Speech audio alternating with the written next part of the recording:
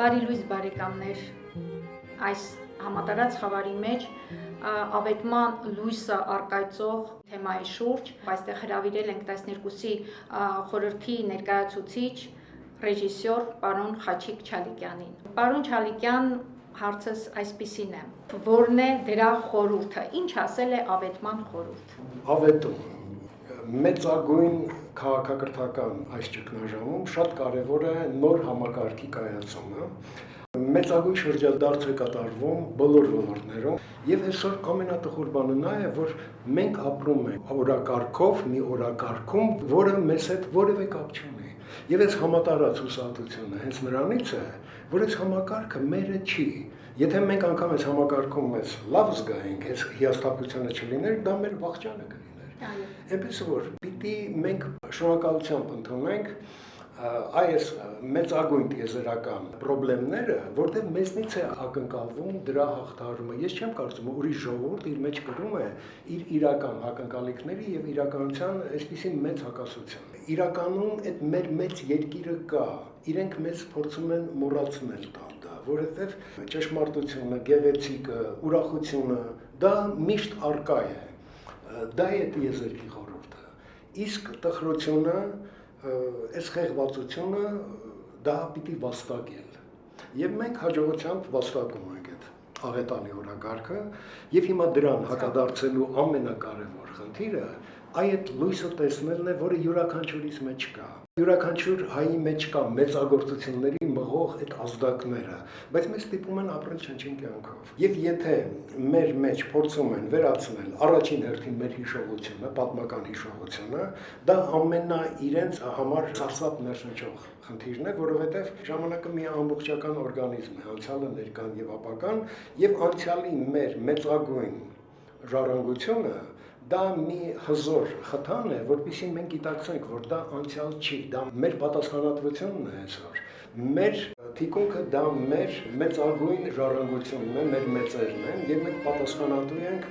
Նարեկացու առաջ, Չարենցի առաջ, Կոմիտասի առաջ, այսինքն մենք դրա ժառանգորդն ենք եւ մեզնից կտրելով մեր իրական ինքնությունը, մեր ամեն մեկի սրտում եղող արարատը ջնջելով, ի վերջո նրանք մեզ դարձնում են իրենց համակարգի այս մեխանիզմի,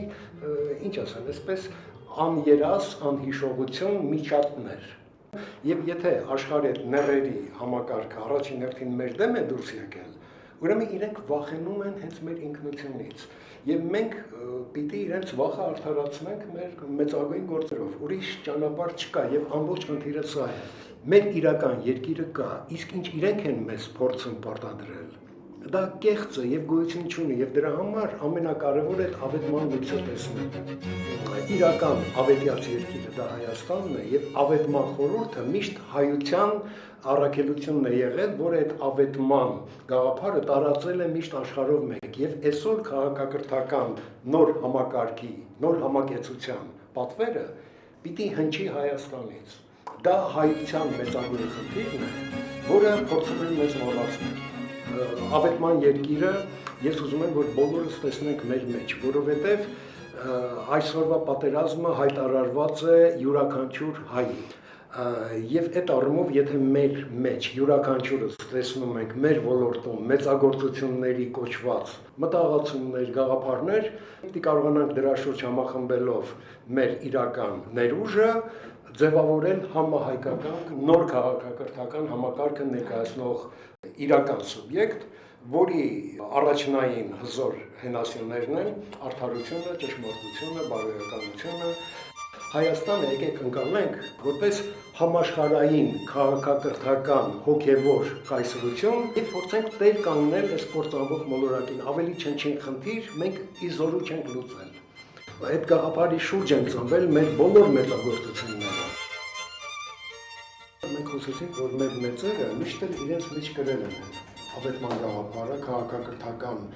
նախակարապետ լինելու այդ մեծ խորհուրդը։ Այդ առումով այս պահին հիշենք մեր մեծագույն 20-րդ դարի երևույթներից մեկին Կոստան Զարյանին։ Ամենակարևորը նոր մարդու հայտնությունն է։ Եվ Հայաստանը, որը գտնվում է աշխարհի միստիկ խաչմերուկում, այդ նոր ապագայի մարդը միայն կարող է ծնվել Հայաստանում։ Այդ նոր մարդուն անվանում է Արարատյան մարդ։ Ուրեմն արարատյան մարդու խորհուրդն է, որ պիտի պայմանավորի նոր քաղաքակրթական մարդու համակարգը։ Ի հակադրություն այսօրվա այս վաշխառում ներ պարազիտ մակաբույց համակարգին պիտի ծնվի արարատյան մարդը։ Այսօր այդ արարատյան մարդու ծնվելու անհրաժեշտությունը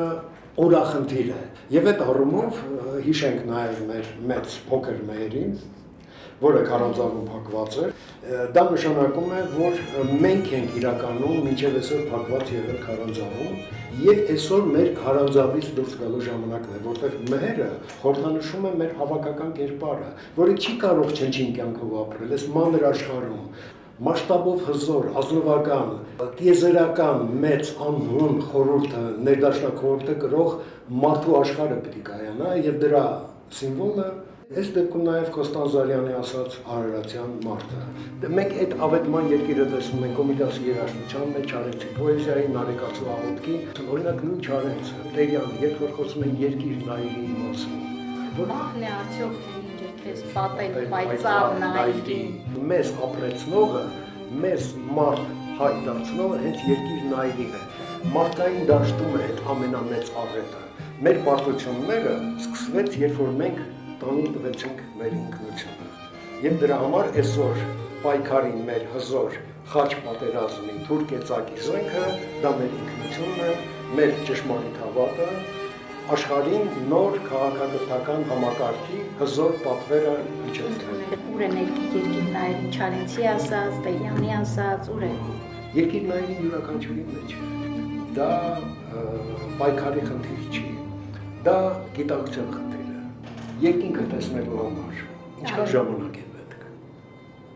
Ուղղակի պիտի աչքերը բացել։ Մենք փորձում ենք մեզ համար խնդիրներ ստեղծել։ Եվ այս արհեստական օրակարգը շեղում է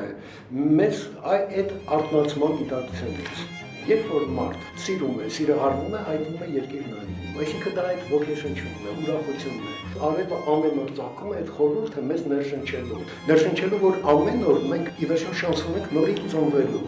Եվ այդ մեծ խորհրդին հաղորդակից լինելը նշանակում է ապրել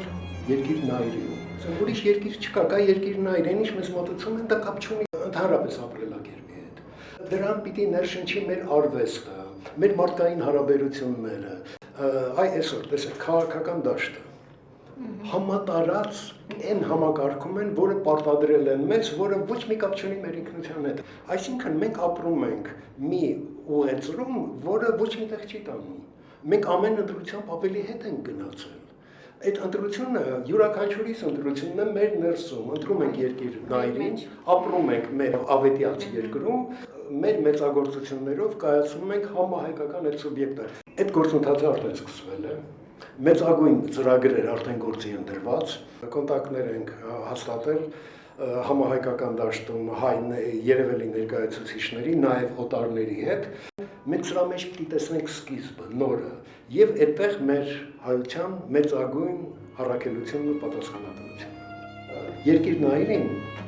ձեր երեխաների աչքերի մեջ եկեք մեր իրական արժեքների տեր կանգնենք եւ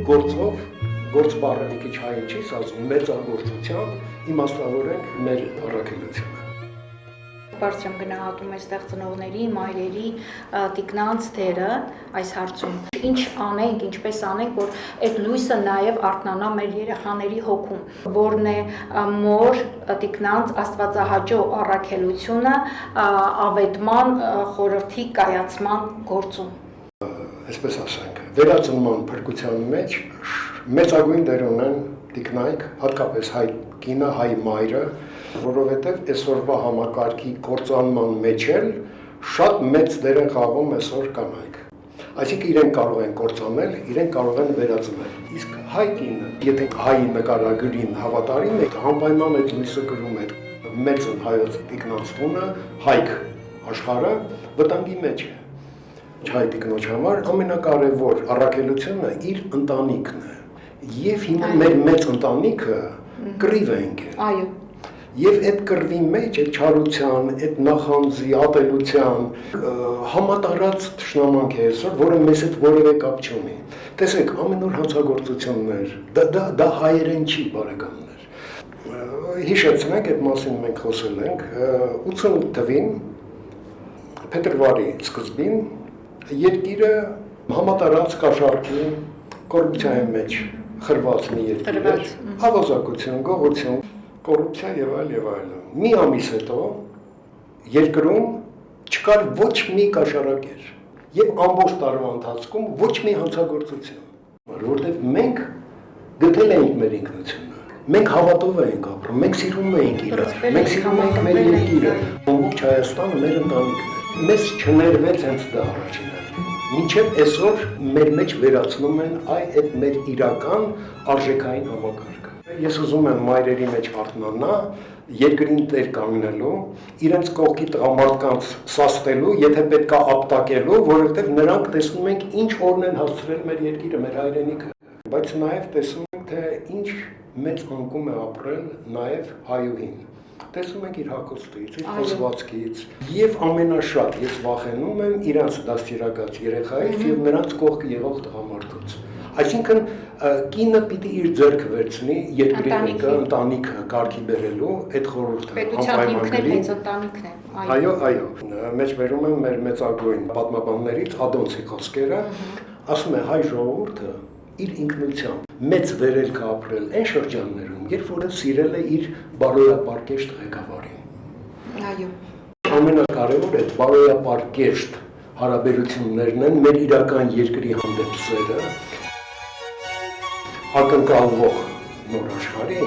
ամենակարևոր բաղադրիչներից մեկն է արդարությունը։ Այդ դեպքում մի անգամից ի հայտ է գալիս հայոց պահանջատիրությունը։ Պահանջատիրությունը ի վերջո մեր կենսակցության ամենակարևոր խնդիրներից մեկն է, որ մենք պետք է լուծենք։ Այն հայկական համակարգը, որը մենք տեսնում ենք, ինքը չի կարող այս ռեզերվացիայի մեջ ապրել։ Եվ այդ առումով այդ մասշտաբը պետք է արտահայտվի նաև մեր պատմական տարածքի հանդեպ, որի հանդեպ ուզում են այսօր մոռացությունը մեզ ներշնչել։ Պատմական տարածքի։ Հա, իհարկե, մենք կայսրություն ենք ներկայացնում։ Յուրաքանչյուրս պետք է այդ գիտակցությամբ տեր կանգնենք եւ այդ կայսրությունը ոչ թե մեր էգոիզմի ազգայնամոլության խնդիր է, այլ դրա մեջ մենք պիտի տեսնենք մարդկությանը ծառայելու մեր մեծագույն առաքելությունը։ Աստվածահաճո առաքելություն, այո։ Ես այդ որպես պատգամ, անկեղծ ասած մի փոքրիկ հատված եմ գրել։ Խնդրեմ, բանաստեղծուհի Վիոլետա Բադասյան, խնդրեմ։ Շնորհակալ եմ։ Մոր նամակն է վերնագիրը, իսկապես անհանգստացած ես խավարի մեջ լույսը չտեսնելու ես, էլ չխոսեմ դրա մասին։ Վերջին հատվածը կարդամ։ Գիտես, որդիս, լուր տանում եմ սրտիս ցավը։ Չեմ տրտնջում։ Մայրամուտիս շեմին կանգնած գոհացած եմ կյանքից գնում, քանզի գիտեմ, ինձնից ավել բարձունքներ է հաղթահարել իմ զավակը, պատվով պահել մարդ մնալու ամենամեծ հաղթանակը։ Իհարկե, մեր մեծ բանաստեղծու Սիլվա Կապուտիկյանի տողը անգամ շատ հաճախ սխալ մեկնաբանություն է, փորձում են դրա մեջ հակադրել հայրենիքի մորը, բայց երբ որ մայրն է այդ պատգամը տալիս, դա լրիվ ուրիշ խորհուրդ է գրում, երբ որ ասում է լսիր որդիս պատգամ որպես եւ թե մորը անգամ մտքիցդ հանես քո մայր լեզուն չմոռանաս։ Մեր ինքնությունն է, դա մայրությունն է։ Մայրության փառաբանում է։ Իհարկե, որտեղ այստեղ մայրը կարող է այդպես ասել, միայն հայ մայրը։ Պատահական չի այդ հազարան հավք հեքիաթը։ Մենք պիտի բերենք հազարան հավքը։ Բայց մոլորությունը նա է, որ այսպես անդադ սպասում ենք, ով կբերի հազարան հավքը, դա կգա հյուսիսից, հարավից, արևմուտքից եւ այլ, բայց ամբողջ խնդիրը նա է, որ մենք պիտի գիտակցենք, ոչ մի տեղից այդ հավքը չեն կարող բերել։ Պատճառը նա է, որ այդ հավքը իրականում հենց մեր երկրում է, իրանք ուրիշ երկրներում են պատրաստում։ Այդ մասին ոչ ոք չգիտի, այդ մասին նույնիսկ հավքը ինքը չգիտի։ Մենք ենք այդ ավետյաց երկիրը, հազարան հավքը յուրաքանչյուրից մեջ է, որ պետք չէ ուրիշ տեղ փնտրել։ Այսօրվա այս համաշխարհային ներերի համակարգի միակ հակադարձող խնդիրը համահայկական նոր համակարգի ձևավորումն է։ Մենք ավելի փոքր խնդիր չենք կարող լուծել եւ այդ մեծ համակարգում բոլոր ոլորտներում մեծագործությունների շուրջ եկեք վաղ առավոտյան արթնանանք, ապրենք մեր իրական երկրում եւ պատասխանատու լինենք մեր երկրի համար։ Բոլոր ոլորտներում մեզ մեծագործություններ են սպասում։ Այսքանը եւ վերջում բարի լույս։ Վերջում չէ, սկզբում մեր երկրի սկիզբն է։